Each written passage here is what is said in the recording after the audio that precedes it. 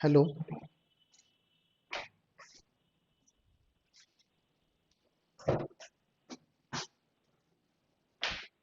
Hello.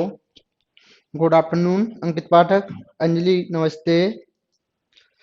आवाज आ रही है आप सब लोगों के पास?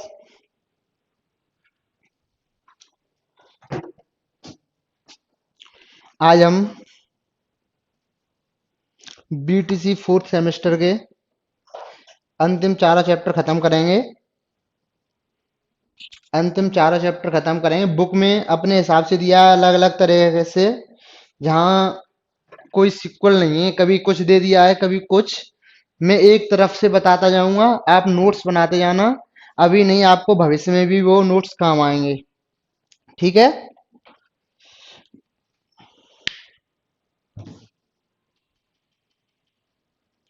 आप लोग नोट्स बनाते जाना। चतुर्भुज वाला पूरा पोर्शन होगा, सर्किल वाला पूरा पोर्शन करके क्वेश्चन भी करेंगे। हो सकता है क्लास लंबी हो जाए, कोई दिक्कत नहीं है, लेकिन हम आज चार चैप्टर खत्म ही करके हटेंगे।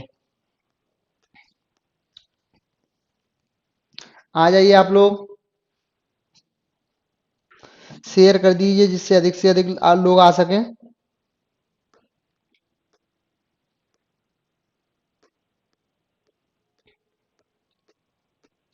शेयर कर दीजिए जिससे अधिक से अधिक लोग आ सकें, फिर हम लोग शुरुआत कर सकें विधिवत रूप से।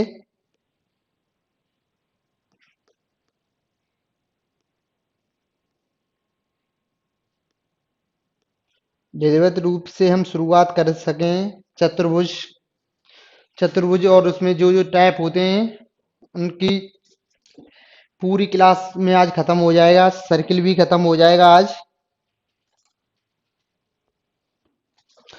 आप लोग कॉपी पेन लेके नोट्स बना लें। आप लोग कॉपी पेन लेके नोट्स बना लें।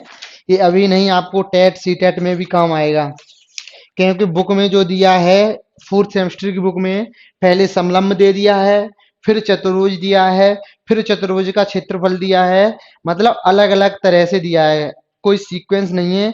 इसलिए मैं एक तरफ से सीक्वेंस से पढ़ाऊंगा। ठीक है। चतुर्भुज से शुरुआत करेंगे। आप लोग और लोगों को शेयर कर दीजिए जिससे वो लोग भी आ सकें।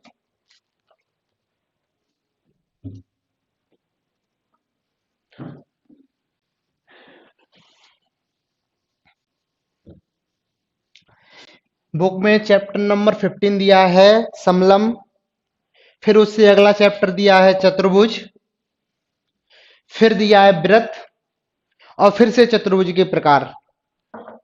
मतलब उल्टा सीधा दिया हुआ है। Good afternoon Brajraj. हम एक तरफ से चलेंगे, उसके बाद पूरा चतुर्भुज खत्म करने के बाद जहां जहां पूरी किताब बुक में चतुर्भुज के क्वेश्चन दिए हैं उनको करके तब फिर व्रत की तरफ बढ़ेंगे, व्रत करेंगे। ठीक है। व्रत व्रत में भी बिल्कुल केवल उसका परिमाप और क्षेत्रफल दिया है, लेकिन हम व्रत की छोटी मोटी जो टर्म होते हैं व्रत से रिलेटेड उनको भी बता देंगे आज की क्लास में। ठीक है। शुरुआत करें। चतुर्भुज किसे कहते हैं? किन्हीं चार रेखाखंडों या चार भुजाओं से घिरी आकृति को चतुर्भुज कहते हैं। क्या कहते हैं? चतुर्भुज कहते हैं। A B C D. किन्हीं चार भुजाओं से बनी हुई बंद आकृति को चतुर्भुज कहते हैं। ये तो आपको सबको मालूम होगा, लेकिन इसमें रिलेटेड कुछ टर्म्स हैं जो आपको आगे काम आएंगे, वो मैं आपको बता दे रहा हूं। आप लोग नोट करते रहना। फिर जितने भी चतुर्भुज हैं उनके प्रकार बता दिए जाएंगे, क्योंकि चैप्टर 15 पहले समलंब दिया है, फिर चतुर्भुज के प्रकार और चतुर्भुज के बारे में दिया है। इसलिए पहले हम चतुर्भुज, फिर उसके बाद समलंब वगैरह पढ़ेंगे, और चतुर्भुज से रिलेटेड जितने भी टर्म्स हैं उतनों उनको पढ़ेंगे सबको। ठीक है। पहले है शीर्ष। शीर्ष किसे कहते हैं?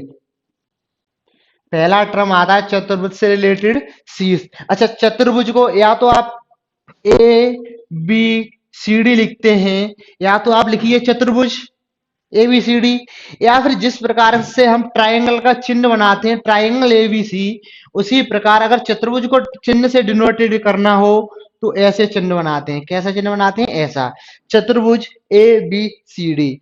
अब हम जो इतने भी टर्म्स हैं इसी चतुर्भुज से लेके चलेंगे कौन क्या होता है। ठीक है, पहला है शीर्ष। शीर्ष क्या होता है? जहां पर दो भुजाएं आकर मिलें उसे शीर्ष कहते हैं। जहां पर दो भुजाएं आकर मिलें उन्हें शीर्ष कहते हैं।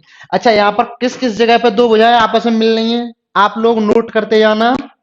जहां दो भुजाएं आपस में मिलें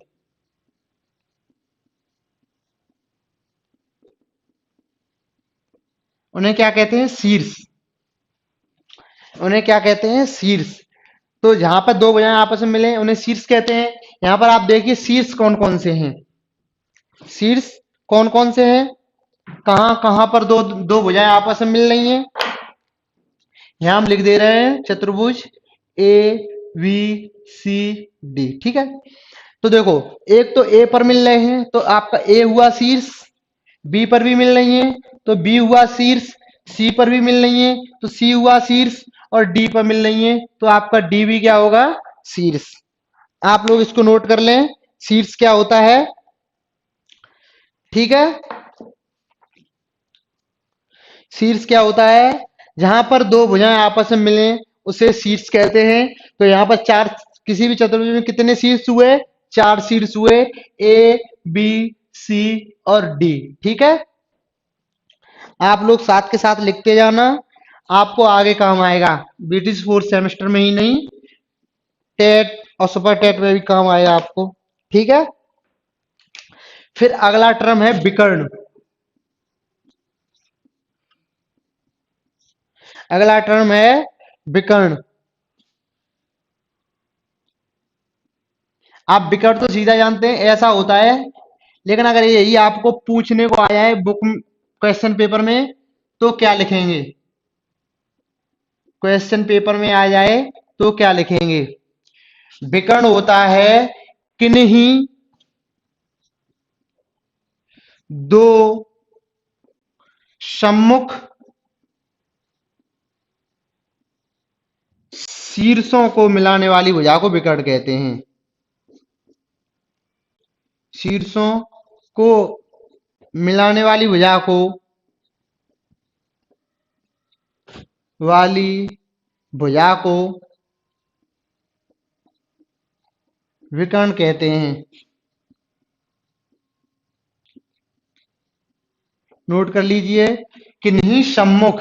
अच्छा, एक आपका शीर्ष ये हुआ, इसके सम्मुख शीर्ष कौन सा होगा? ये होगा ना, इसके सम्मुख शीर्ष यही होगा, इसके सम्मुख। तो किन्हीं दो सम्मुख शीर्षों को मिलाने वाली भुजा को क्या कहते हैं? विकर्ण। अब विकर्ण देखिए आपको कौन कौन सी दो विकर्ण मिलेंगे आपको इसमें। Good afternoon Raghav. शीर्ष क्या हो गए? किन्हीं दो मिलने वाली भुजाओं को क्या कहते हैं? शीर्ष। विकर्ण किन्हीं दो सम्मुख शीर्षों को मिलाने वाली भुजा को क्या कहते हैं? विकर्ण। तो इसके यहाँ पर आपके विकर्ण क्या हुए आप लोग नोट करते जाना ये टर्म्स। विकर्ण यहाँ पर क्या हुए? ए सी को एंड बी डी, ये क्या होंगे? आपके विकर्ण होंगे। ठीक है, अगला है भुजाएं।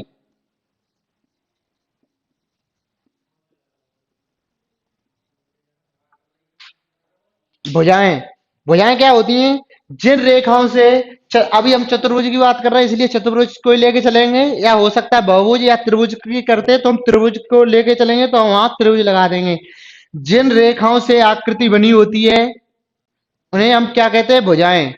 जिन रेखाओं से चतुर्भुज बना होता है, यहाँ चतुर्भुज की बात कर रहे हैं, तो जिन रेखाओं से चतुर्भुज बना होता है उसे हम क्या कहते हैं? भुजाएं कहते हैं। उन्हें क्या कहते हैं? भुजाएं। अच्छा, आपकी यहाँ पर कितनी भुजाएं होंगी? देखो, एक तो एक ये A B, B C, C D, C D और ए डी, ये आपकी क्या होंगी? भुजाएं। ठीक है। जिन रेखाओं से चतुर्भुज बना होता है उसे हम क्या कहते हैं? भुजा कहते हैं। तो आपकी भुजाएं कौन सी हो गई? ये। फिर है संलग्न भुजाएं।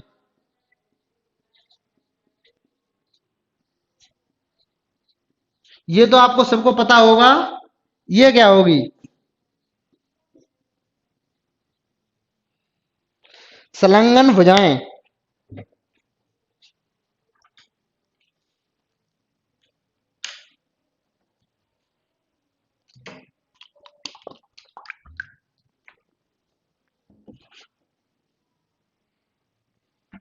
संलग्न भुजाएं और सम्मुख भुजाएं, दो प्रकार की भुजाएं होती हैं चतुर्भुज में, संलग्न और सम्मुख। तो संलग्न भुजाएं होती हैं ऐसी दो भुजाएं जो आपस में जुड़ी हुई होती हैं, उन दो भुजाओं को संलग्न भुजाएं कहते हैं।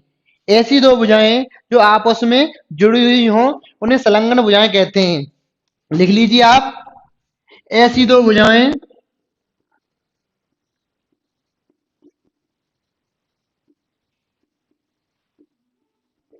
जो आपस में जुड़ी हों। ठीक है। आप लोग कमेंट करके बता दीजिए कौन कौन है क्लास में अभी।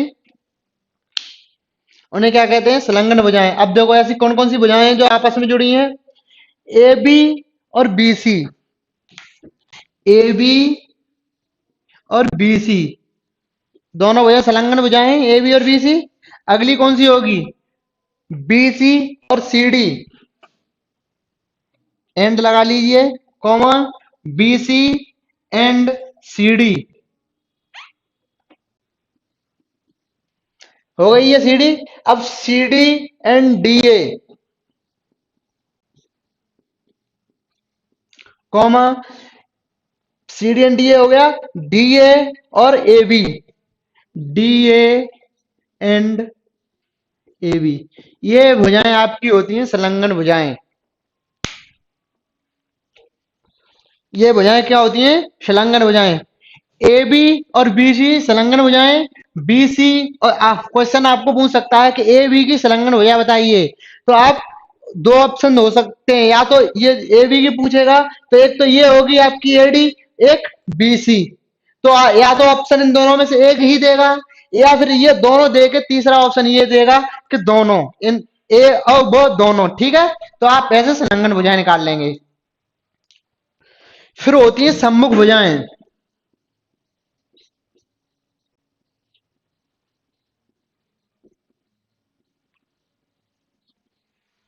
सम्मुख भुजाएं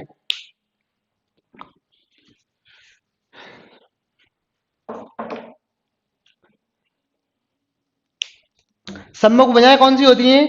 किसी भी भुजा के सामने वाली भुजा को सम्मुख भुजा कहते हैं। किसी भी भुजा के सामने वाली भुजा को सम्मुख भुजा कहते हैं। जैसे ए बी के सामने यहाँ पर कौन सी है? डी सी।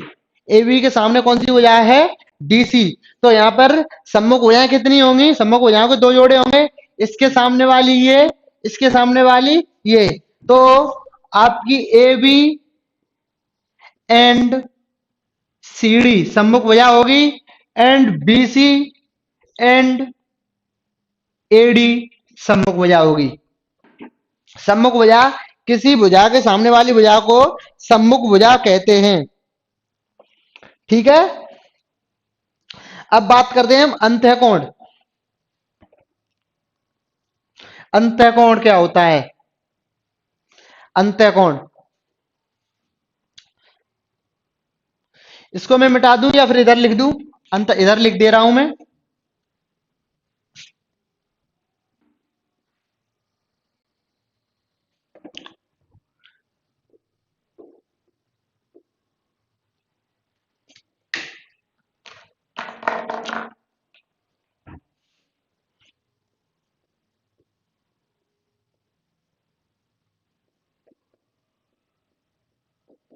अंतःकोण की परिभाषा होगी किन्हीं दो संलग्न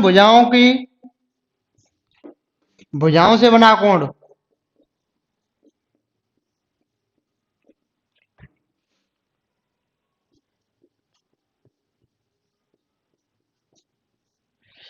संलग्न भुजाओं से बना कोण, वो भी अंदर की तरफ, ऐसा नहीं इन दोनों की तरफ बाहर बना हुआ ये, क्योंकि अभी चतुर्भुज की बात कर रहे हैं तो अंत से समझ में आया अंदर की तरफ बना हुआ कोण। और यदि की परिभाषा लिखनी हो तो इस तरह से लिखते हैं, किन्हीं दो संलग्न भुजाओं से बना कोण। यहाँ पर कौन कौन से अंतः कोण है?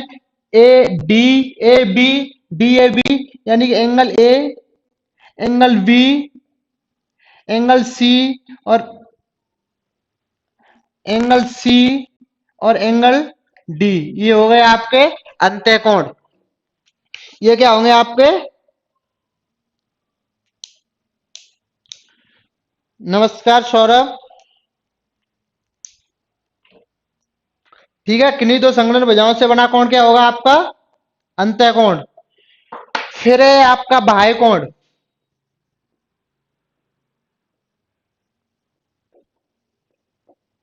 बाह्य कोण,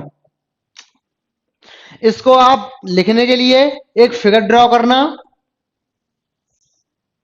ए बी सी डी, और उसमें लिखना अगर ए और बी को ई तक बढ़ा दिया जाए, ए और बी को ई तक बढ़ा दिया जाए तो एंगल सी बी और ई, सी बी ई बाह्य कोण कहलाता है। सी बी ई क्या कोण कहलाता है? बाह्य कोण। ये वाला कोण बाह्य कोण होगा आपका। अच्छा, इसके बारे में थोड़ी सी और जानकारी ले लो। अगर ये 100 का है तो ये कितने का होगा? 80 का, क्योंकि एक भुजा पे बने कोण टोटल 180 डिग्री का होता है। ठीक है,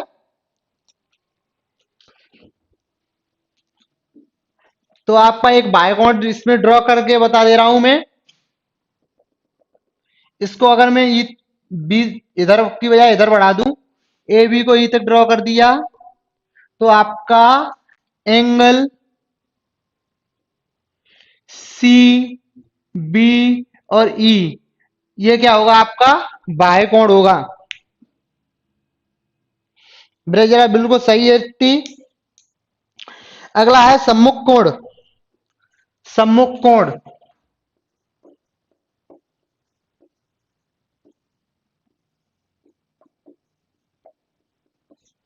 सम्मुख कोण क्या होते हैं? किन्हीं दो अपोजिट संलग्न भुजाओं द्वारा बने कोण। अपोजिट यानी कि अगर एक तरफ एंगल कोण तो क्या हुआ आपका? संलग्न भुजाओं द्वारा बने हुए कोण, तो आपका डी ए बी एक कोण ये हो गया। इसकी अपोजिट वाली ये वाली भुजाएं, इनके द्वारा बना हुआ कोण, इनकी डी सी बी, ये होते हैं आपके सम्मुख कोण। तो सम्मुख कोणों के कितने जोड़े बनेंगे? दो। कौन कौन सा? फर्स्ट बनेगा आपका D A B, angle D A B and D C B, एक जोड़ा ये बनेगा। दूसरा क्या बनेगा? Angle A D C and A D C, A B C, ये आपके होंगे सम्मुख कोण।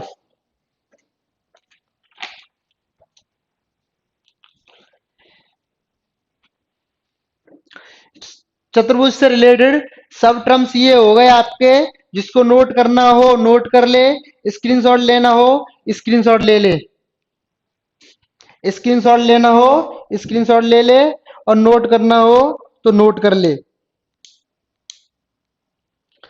ठीक है,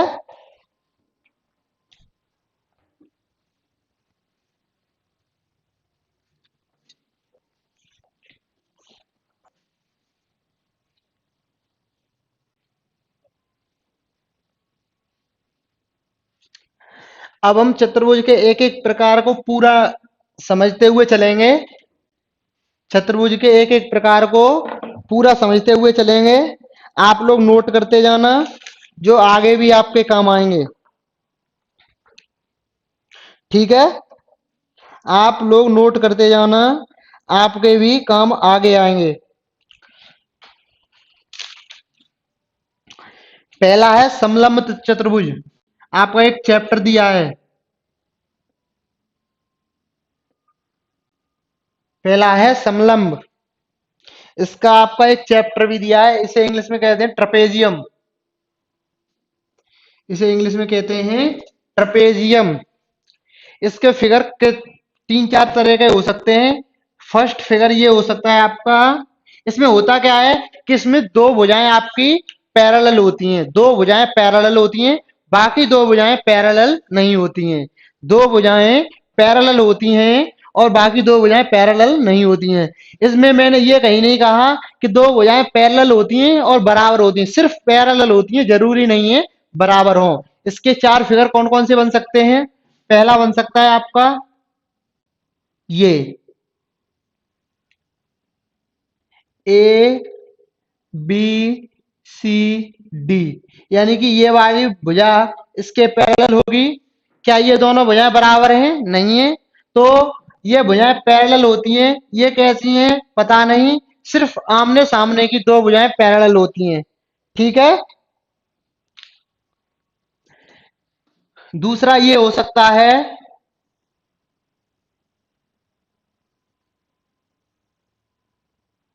A B C D, A B C D, ये आपकी बिल्कुल 90 डिग्री पे काट रही है।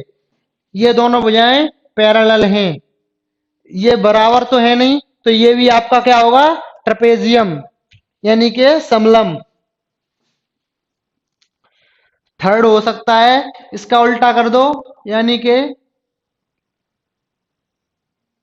ऐसा, ये इसके बराबर है ए बी सी डी। ठीक है, ए बी सी डी।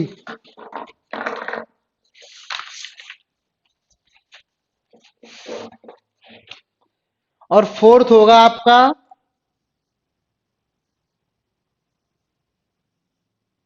ये सब क्या है? आपके ट्रपेजियम हैं। इसकी कुछ प्रॉपर्टी होती हैं, वो आप लोग नोट कर लेना।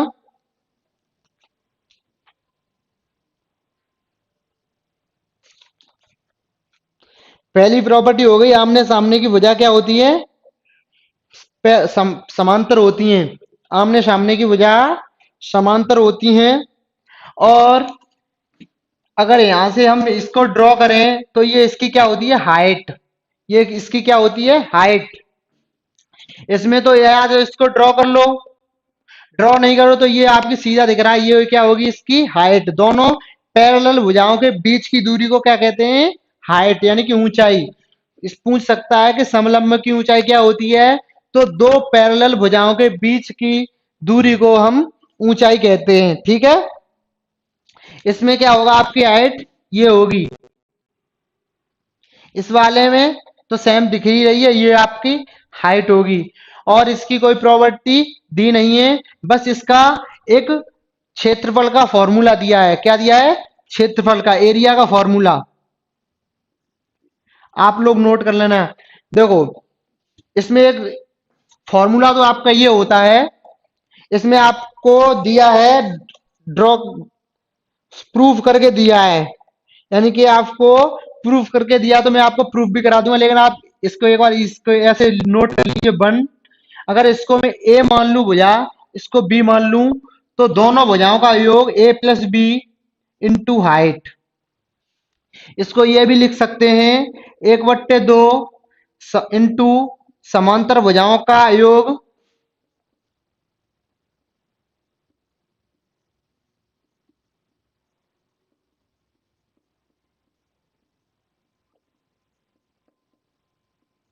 समांतर भुजाओं का योग इंटू हाइट।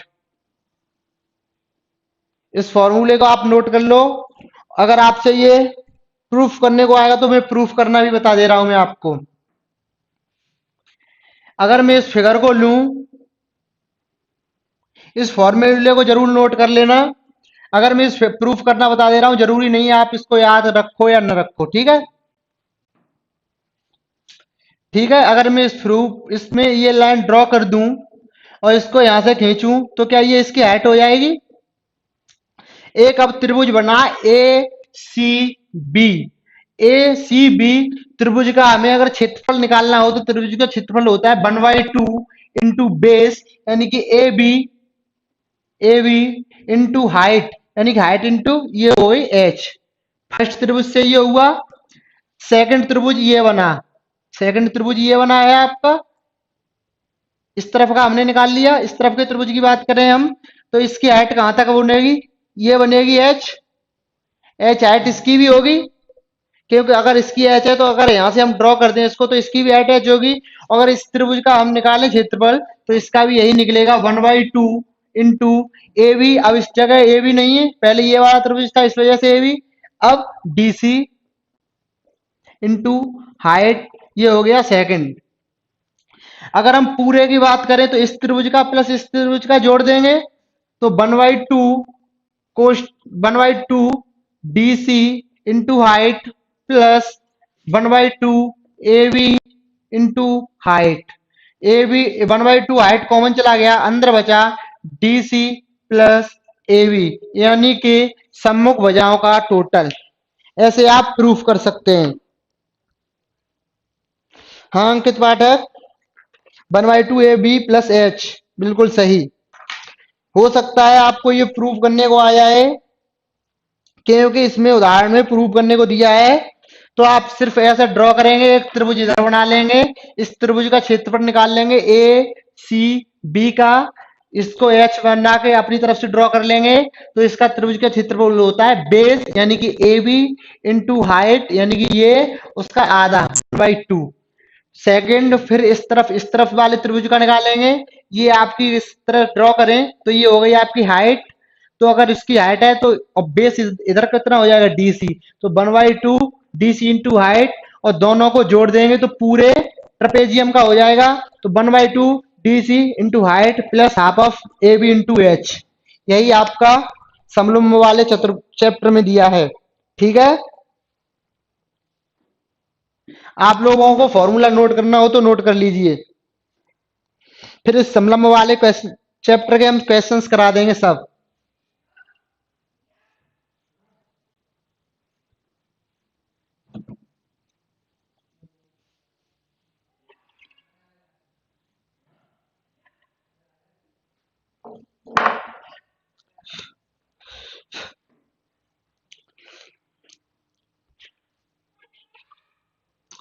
एक उदाहरण दिया है क्वेश्चन, ऊंचाई 3 सेंटीमीटर वाले समलंब का क्षेत्रफल 12 सेंटीमीटर है, यानी कि हाइट दी है उसने 3 सेंटीमीटर और एरिया दे रखा है उसने 12 सेंटीमीटर।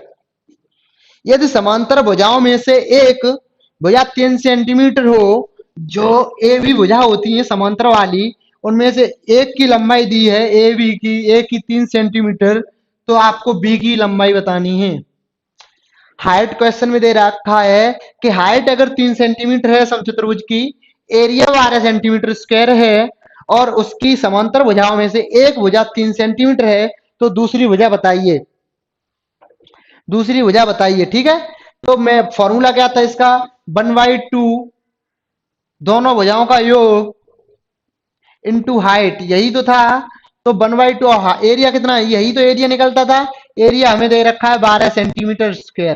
ठीक है, हाइट कितनी दे रखी है 3 और एक भुजा भी 3 दे रखी है। 1/2 3 प्लस बी 3 बराबर 12, 3 से 12 काटा यानी कि 4 और 3 प्लस बी बराबर 2 का इधर मल्टीप्लाई 8, बी बराबर आया आपका 5। तो दूसरी भुजा आपकी कितनी होगी 5 सेंटीमीटर। ठीक है,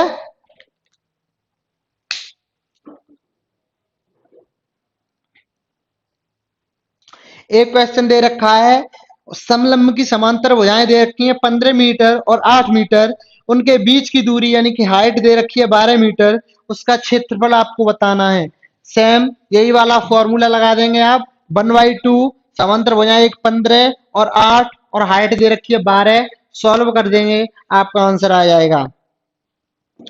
फिर क्वेश्चन है, एक समलंब चतुर्भुज की समांतर भुजाएं 2 सेंटीमीटर और 4 सेंटीमीटर हैं, भुजाएं 2 सेंटीमीटर और 4 सेंटीमीटर हैं, उन इनमें बीच की दूरी 2 सेंटीमीटर है, इन दोनों के बीच की दूरी 2 सेंटीमीटर है।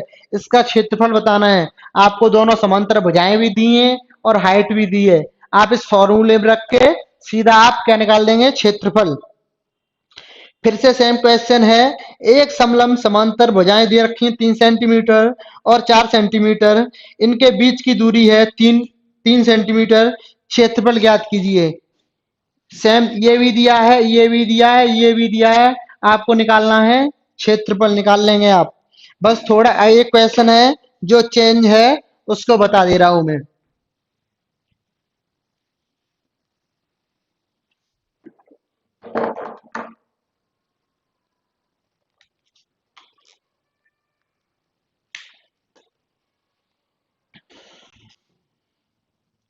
एक फिगर दिया हुआ है क्वेश्चन में।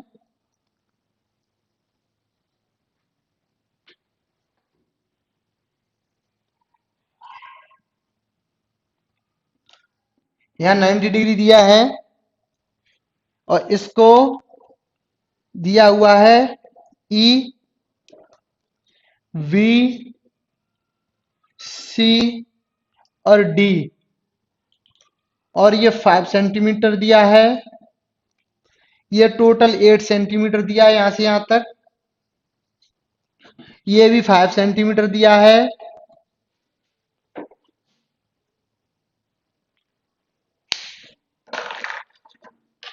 ये भी 5 सेंटीमीटर दिया है, 8 सेंटीमीटर दिया है।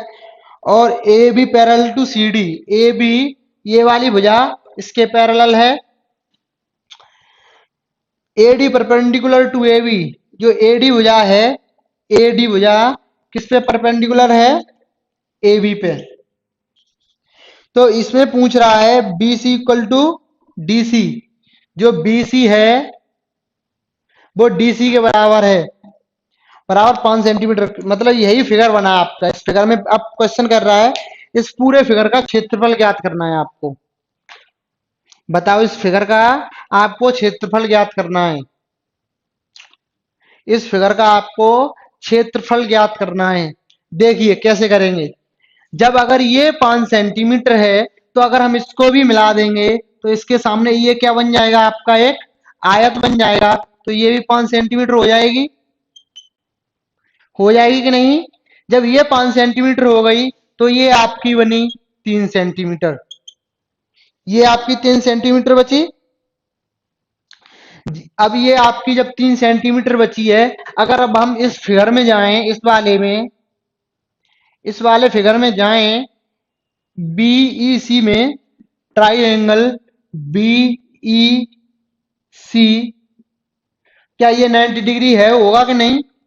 यहां हम पाइथागोरस लगा सकते हैं। पाइथागोरस यानी कि ईवी का स्क्वायर, ईवी का स्क्वायर प्लस ईसी का स्क्वायर बराबर बीसी का स्क्वायर कर सकते हैं।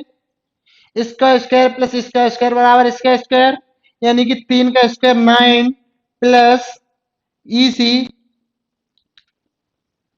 बराबर 5 का स्क्वायर। यानी कि यहां से आप इसको सॉल्व कर लेंगे, ईसी बराबर आ जाएगा 4। ईसी बराबर क्या आ गया आपका 4।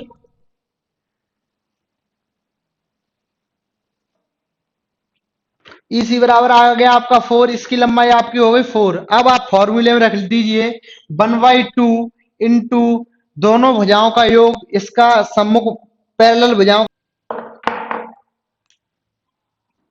समांतर चतुर्भुज।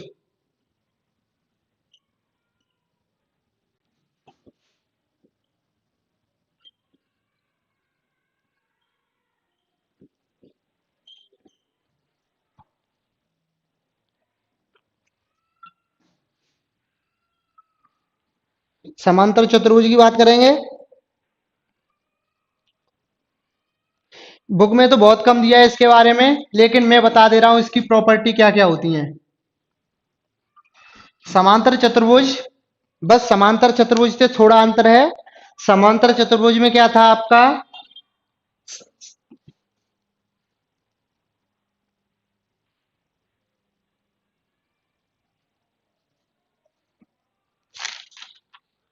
समलंब चतुर्भुज समांतर से छोटा डिफरेंस है। बस समांतर चतुर्भुज में ये है कि आपकी आमने सामने की दोनों भुजाएं पैरेलल तथा समान लंबाई की होंगी, पैरेलल तथा समान लंबाई की होंगी। ए बी सी डी हो सकता है आपको तिरछी दिख रही हो, लेकिन ये पैरेलल तथा समान लंबाई की होती हैं। इन्हें क्या कहते हैं? हम समांतर चतुर्भुज कहते हैं। ए बी सी डी यानी कि आपकी ये इसके पैरेलल और ये इसके पैरेलल तथा बराबर होती है। अगर मैं आपसे कहूं क्या आयत समांतर चतुर्भुज है? क्या आयत समांतर चतुर्भुज है? हाँ, आयत आपका एक समांतर चतुर्भुज होता है क्योंकि उसमें आमने सामने की भुजा बराबर दी हुई होती हैं, लेकिन उसका यहाँ पे कोण 90 डिग्री होता है। लेकिन समांतर चतुर्भुज में ऐसी कोई कंडीशन नहीं है कि यहाँ पर आपका 90 डिग्री कोण हो, कुछ भी हो सकता है, हमें कोई दिक्कत नहीं है उससे। तो इस वजह से हम कह सकते हैं कि प्रत्येक आयत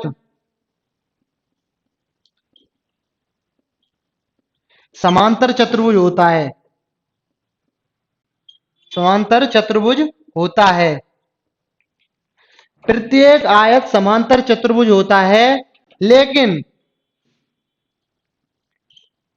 जरूरी नहीं है कि समांतर चतुर्भुज हो। जो समांतर चतुर्भुज हो, पैरेललोग्राम, पैरेललोग्राम आयत हो, आयत हो। ये बात समझ में आई? प्रत्येक आयत होगा वो आपका पैरेललोग्राम होगा, लेकिन प्रत्येक पैरेललोग्राम आपका आयत नहीं होगा। अगर समांतर चतुर्भुज में कोण यहाँ पर 90 डिग्री हो गए तो आपका वो आयत बन जाएगा, लेकिन अगर यहाँ कोण आपके 90 डिग्री नहीं हुए तो वो आयत नहीं रहेगा, लेकिन वो समांतर चतुर्भुज रहेगा। ठीक है,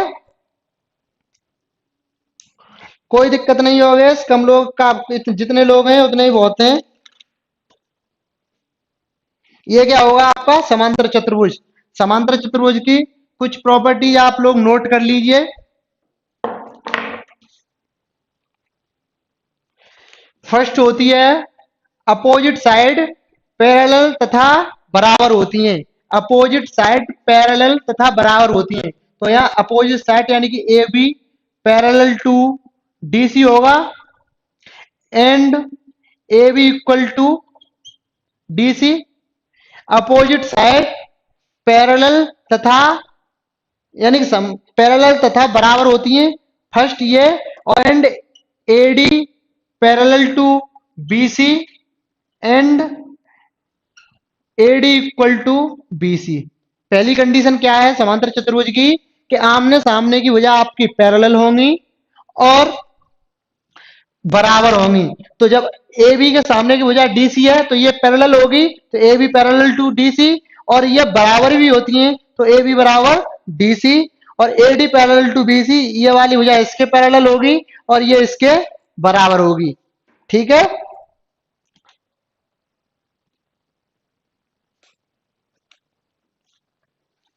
दूसरी प्रॉपर्टी इसकी है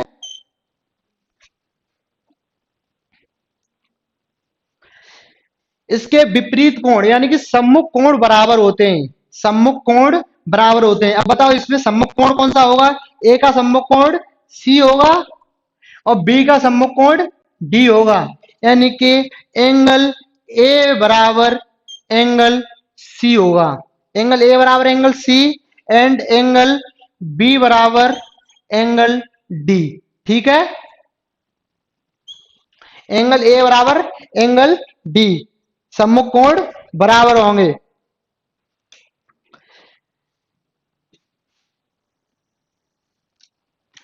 थर्ड प्रॉपर्टी है कुछ जो संगलनक कोण होते हैं, संलग्नक कोण यानी कि ये इसके पास वाला, उनका टोटल 180 होता है, यानी कि angle A plus angle D बराबर आपका किसके होगा? इसका टोटल इसके बराबर, इसका और इसका total, angle A plus angle D का total angle D plus angle C के बराबर होगा। ये क्या होगा? 180। कोई भी दो कोणों का योग क्या होगा? 180। ऐसे ही ए और B, angle A plus angle B बराबर angle B plus angle C, सबका बराबर 180, इसका भी टोटल 180। ए और डी का 180 होगा, वैसे ए और बी का 180 होगा, बी और सी का 180 होगा, ऐसे सी और डी का 180 होगा।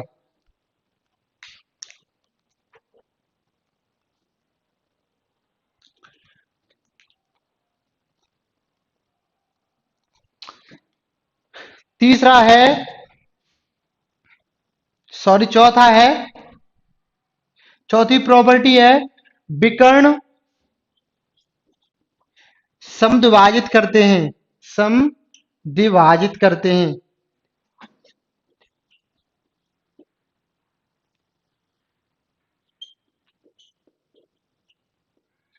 जो विकर्ण है आपके समद्विभाजित करते हैं।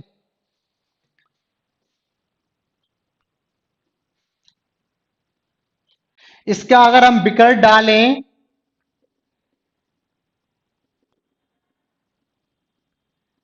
ठीक है, इसका अगर हम विकर्ण डालें तो ये वाला विकर्ण यानी कि ए सी विकर्ण और डीबी को बीच में से आधे आधे हिस्सों में बांटते हैं। अगर ये इसको ओ पे हो तो कह सकते हैं हम ओडी बराबर ओबी होगा, एंड ए सी बराबर, सॉरी, ओ ए बराबर ओ सी होगा। ठीक है, विकर्ण उसको क्या करते हैं? समद्विभाजित करते हैं। लेकिन ये जरूरी नहीं है कि इसके विकर्ण बराबर हो, नोट कर लीजिए इसको, जरूरी नहीं है विकर्ण बराबर हो, विकर्ण की लंबाई बराबर हो।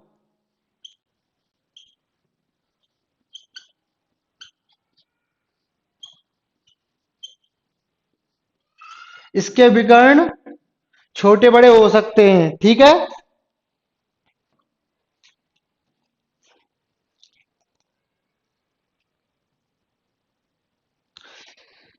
इतने तो आपकी नॉर्मल जानकारी हो गई, इतना काफी है। लेकिन अगर मैं एक बात और बताऊं आपको कि अगर कोई सी सर्किल में आपका कोई समांतर चतुर्भुज बना है तो वो हमेशा आपका आयत होगा। क्या होगा? आयत होगा। किसी भी समांतर चतुर्भुज में बना हुआ चतुर्भुज, समांतर चतुर्भुज आयत होगा। ए बी सी डी, अगर इसको हम बनाएं चक्री चतुर्भुज में बनाएं तो ये हमेशा आयत होगा। आप इसको नोट कर लीजिए या स्क्रीनशॉट ले लीजिए, ये आपके समुद्र चतुर्भुज हो गया, खत्म।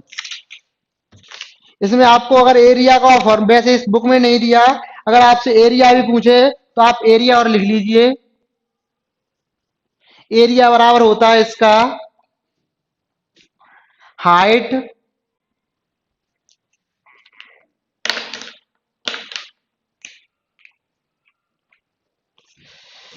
Height into base, base height into base, यानी कि अगर बेस ए बी है तो ए बी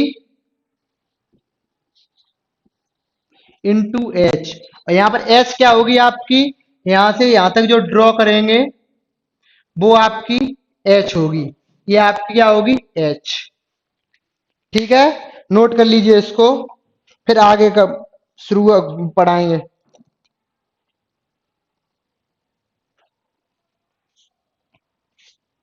समलंब हो गया, समचतुर्भुज हो गया, समांतर चतुर्भुज हो गया। अब समचतुर्भुज पढ़ेंगे, फिर आयत और वर्ग।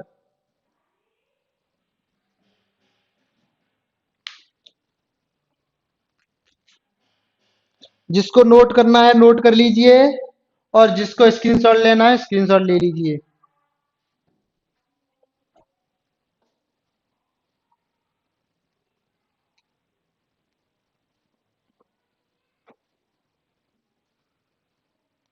पहले हम आयत पढ़ेंगे, ठीक है, इसके बाद हम पढ़ेंगे आयत।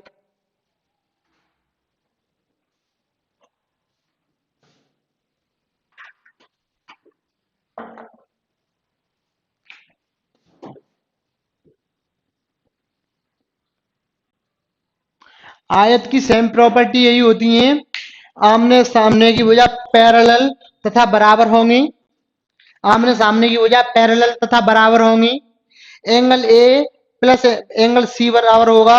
यहाँ पर चारों कोण बराबर होते हैं, एंगल ए बराबर एंगल सी, या मैं ये कहूं एंगल ए बराबर एंगल बी बराबर एंगल सी बराबर एंगल डी और बराबर 90 डिग्री। बस इसमें अंतर कितना होता है, क्योंकि इसमें आपका प्रत्येक कोण 90 डिग्री का होता है। प्रत्येक कोण कितने डिग्री का होता है? 90 डिग्री का।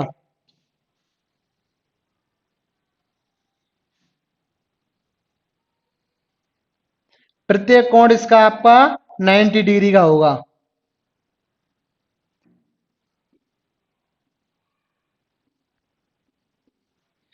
तो आपकी पैरेललोग्राम से कितनी प्रॉपर्टी मैच कर रही है? प्रत्येक भुजा आमने सामने की भुजा बराबर होगी, पैरेलल भी होगी, प्रत्येक कोण कितने डिग्री का होगा? 90 डिग्री का होगा।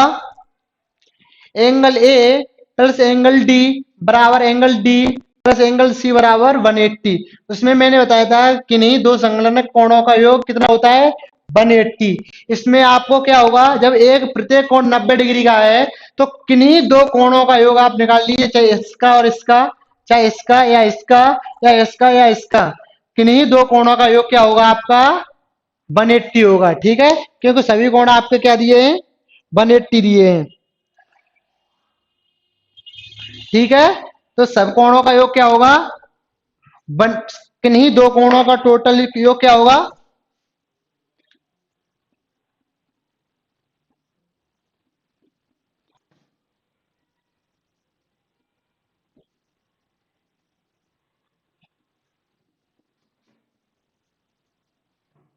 किन्हीं दो एंगल का सम कितना होगा? 180। किन्हीं दो एंगल का सम कितना होगा? 180।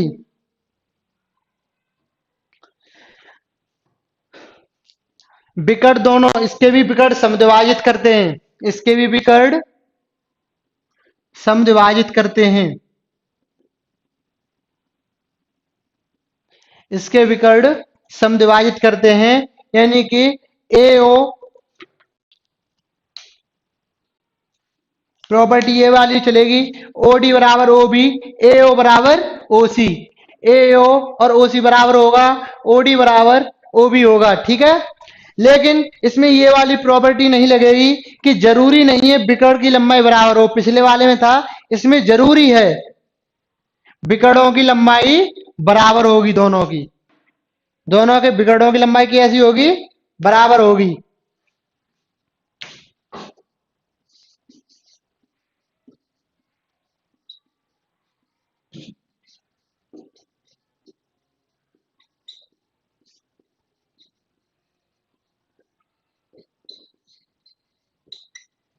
विकर्णों की लंबाई कैसी होगी?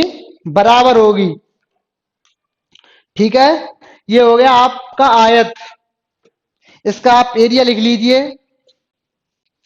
अच्छा, इसमें आपकी हाइट क्या होगी? यही हाइट होगी, क्योंकि अब तो ये 90 डिग्री है, अब तो यही हाइट होगी, तो एरिया होता है इसका एल इंटू बी, यानी कि लेंथ इंटू ब्रेथ, लंबाई इंटू चौड़ाई।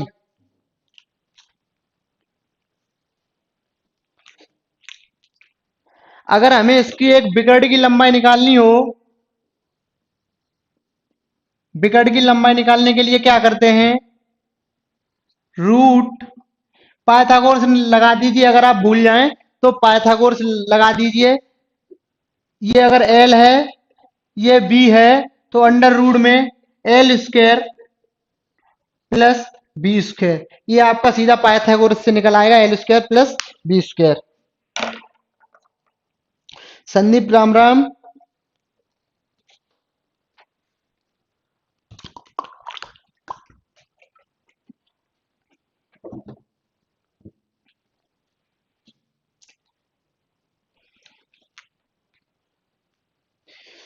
इसका आप स्क्रीनशॉट ले लीजिए, अगर लिखना चाहें तो लिख लीजिए। इसके बाद हम वर्ग पढ़े, वर्ग।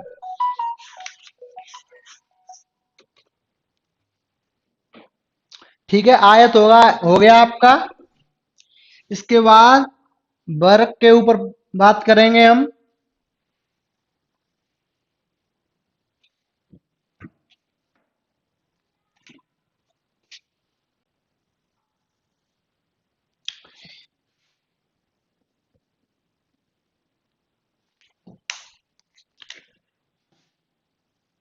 वर्ग में आपकी चारों भुजाएं बराबर होती हैं और प्रत्येक कोण 90 डिग्री का होता है और ये एक दूसरे के पैरेलल होती हैं, सॉरी आमने सामने भुजा के पैरेलल होती हैं। तो A B parallel to D C सही है, ये वाली property. A B parallel to D C सही है, sorry A B equal to D C सही है। और इसको ये नहीं यहाँ पर लिख सकते हैं, चारों भुजाएं बराबर होती हैं तो ए बी बराबर डी सी बराबर ए बी के बी सी बराबर ए डी, यानी कि चारों भुजाएं कैसी होती हैं, बराबर होती हैं आपकी।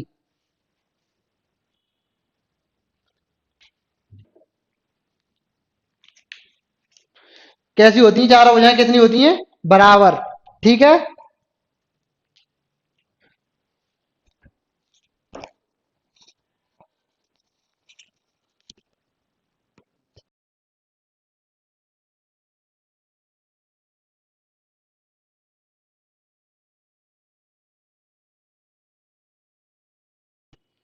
ठीक है।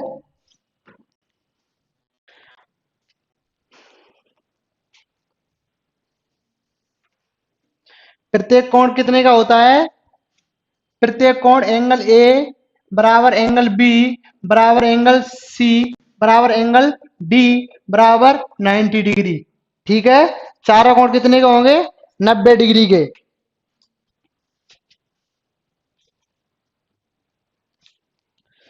इसका एरिया होता है,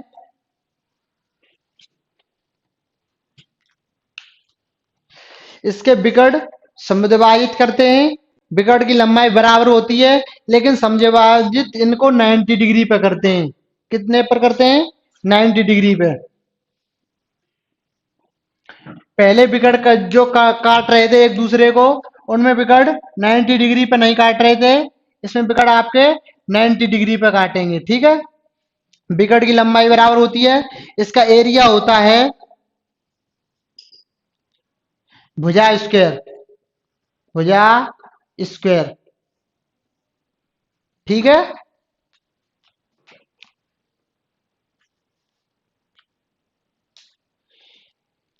इसका क्षेत्रफल क्या होता है, भुजा स्क्वायर।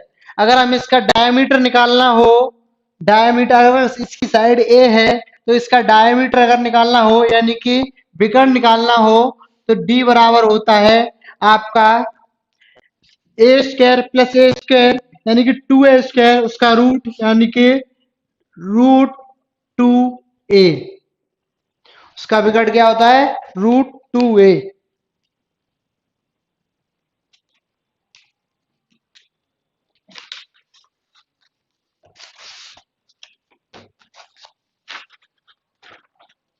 नोट करना है, नोट कर लीजिए।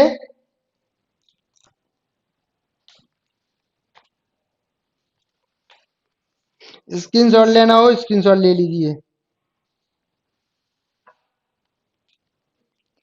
एक रह गया आपका समचतुर्भुज, एक रह गया आपका क्या, समचतुर्भुज।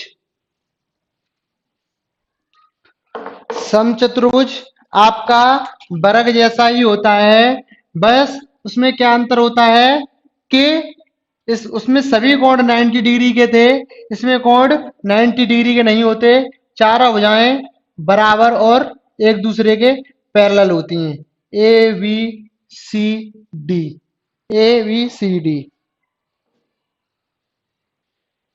समचतुर्भुज की बात कर रहे हैं हम, दिख रहा है।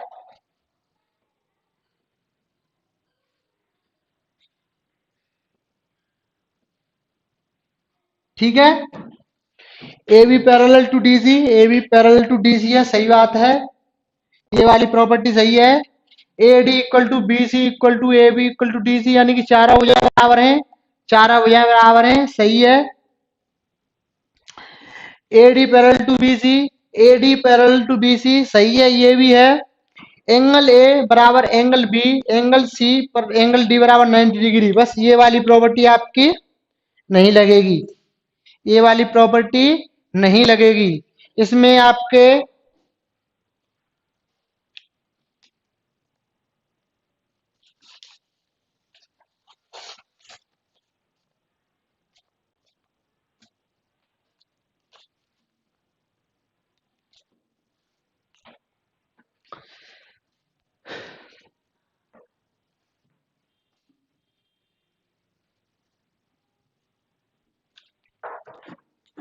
संलग्नक कोणों का योग बराबर 80 डिग्री होगा, इसका और इसका। Angle A plus angle D, angle A plus angle D बराबर 180 होगा। इसी तरह से एंगल ए और एंगल बी होगा 180। संलग्नक कोण, अभी संलग्नक कोणों के बारे में बताया था, संलग्नक कोणों का योग कितना होगा? 180। ठीक है, विकर्ण समद्विभाजित करते हैं 90 डिग्री पर, 90 डिग्री पर समद्विभाजित करते हैं, ये भी सही है। विकर्णों की लंबाई भी बराबर होती है। ठीक है, इसका एरिया कितना होता है?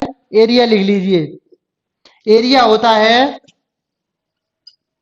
1/2 विकर्णों का गुणनफल। अगर विकर्ण एक D1 है, अगर दूसरा D2 है, तो इसका होगा D1 into D2, D1 into D2।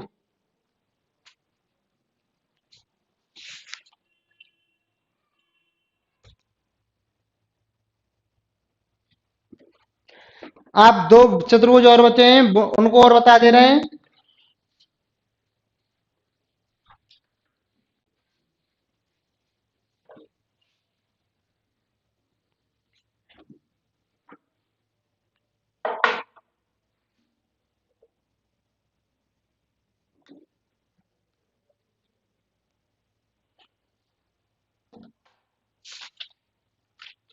एक होता है उत्तल चतुर्भुज,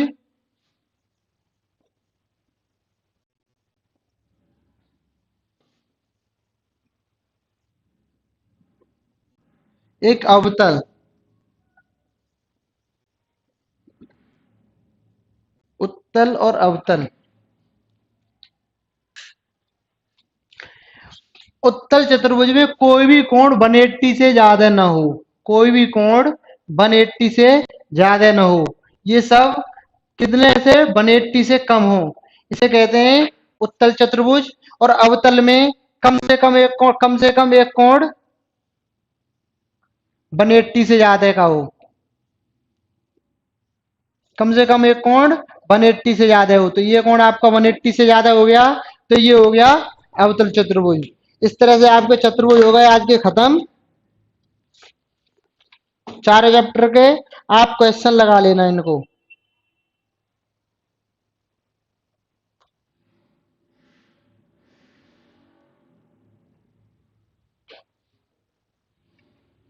तब तक के लिए नमस्कार।